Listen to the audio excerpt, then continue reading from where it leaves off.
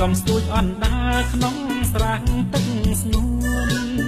អណ្ដាក្លែកខ្លួនក្រោមត្រគួនស្រីអណ្ដាស្នូក្រិនតែជើងវាខ្លី